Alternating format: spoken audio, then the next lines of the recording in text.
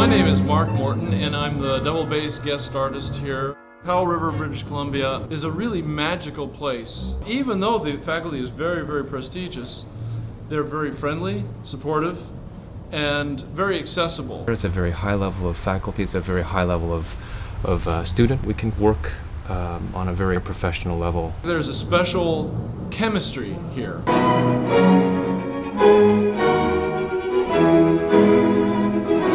Two huge programs in the space of 2 weeks. I get to work with my oboe players on a daily basis in master classes, private lessons, reed-making sessions. This is a fantastic program for anybody who's serious about wanting to learn how to be a fine orchestral musician. And the repertoire is really chosen always among the gems of the standard or symphonic repertoire.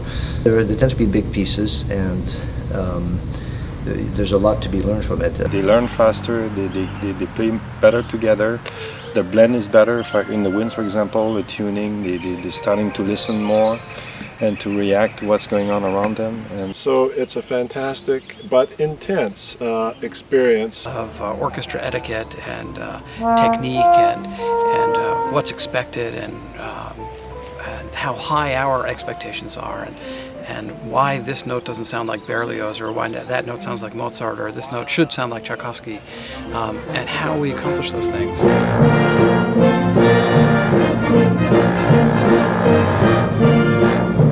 really is intense. They have rehearsals every day with the orchestra. They have sectionals. They have a lesson every week.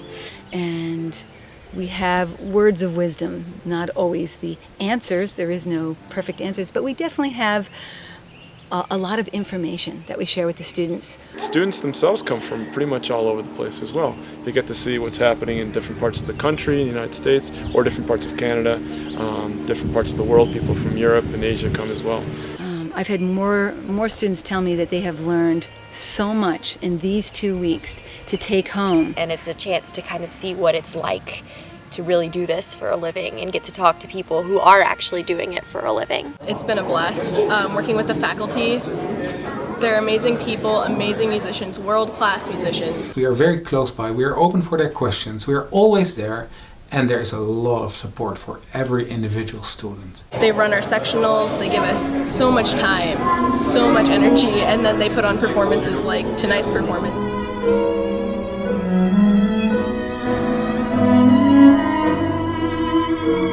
Really, there's nothing else like this, and bringing all these people together from so many different places, it's really incredible.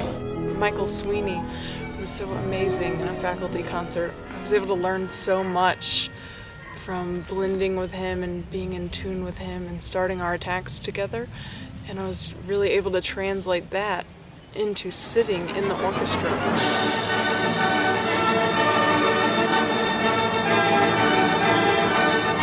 Like right now we're about to play for all the brass faculty, so it's not just Gordon Cherry on trombone, who alone would be, kind of intimidating to play for. He's like the excerpts, master.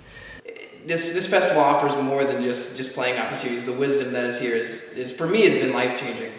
This is my second year. I decided to come back because of the great performance opportunities as well as the less competitive and more nurturing atmosphere. And we're here just to talk about the best ways to discuss with you and share with you our experiences about preparing auditions and executing the audition. Once you're in the audition room, I promise you're going to be distracted. The hardest thing for us to do is to maintain our focus on the job at hand. You're nervous, you want to get out of there. You look at the clock, you look at the door, you look away from the music, you look at the jury if there is one, you look at the wall if there's a wall. Yeah, the mock auditions here can be kind of intense because you're playing all day long and in your master classes and in the orchestra, and then at the end of the day you have to go and be able to play those excerpts down perfectly, or as perfectly as you can make them. Experience a real live audition, what it's like to be behind a screen, to be a little bit nervous. There's a lot to be gained from that. So we talk about what kind of nerves we have. What do we do when we're nervous? How can we best prepare for this 3 to 5 minute ordeal we have to go through to win the job of our dreams. How are you going to play an audition to actually get a job, to be the one person that they pick, and what things are going to make you stand out in that way? The most rapid times of growth and development and the most inspiring times were at summer music festivals. I feel that summer music festivals are one of the most important aspects of a young person's education in music. The orchestra is wonderful. Arthur is a fabulous conductor. I think he speaks well to the students. He tries to use this as a time to teach.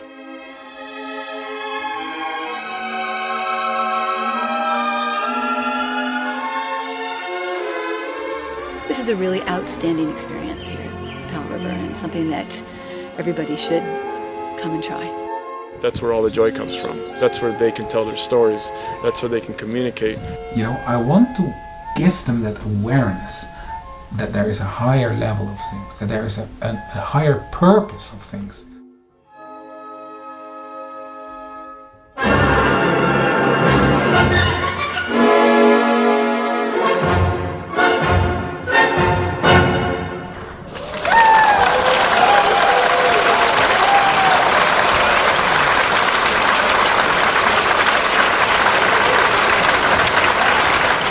The audience is great. The audience, one of the warmest, welcoming audiences you can imagine. There's so much support from the community. Here's what I see happening, and I see it time and time again. Students show up, they're a little nervous, they're tired from traveling, whatever, they're not sure what they're going to find there. And they work together, and they do all these concerts, and they have all these rehearsals and master classes together. And something happens during the time that they're stuck together at this retreat, in this beautiful place. And as the week goes on, you hear students practicing on the beach, or you hear them, backstage somewhere working on something with another student, or you're walking through the forest and you find a trombone player practicing in the forest somewhere in Powell River. It's really amazing. You have these students going back to their countries or their communities with this whole new bag of tricks, this whole luggage now of knowledge, and not only musical knowledge but business knowledge and networks. They've met so many people, and they've spoken music and worked musically with so many people over the last 2 weeks that they leave with all these new techniques and new knowledge. I feel like I'm spreading out, and I'm touching people in Chicago, and I'm touching people in Bogota, and I'm touching people in Graz, or I'm touching people in Basel, and that's what I love about it. All this talent accumulates. The talent of the composer, the talent of the performers.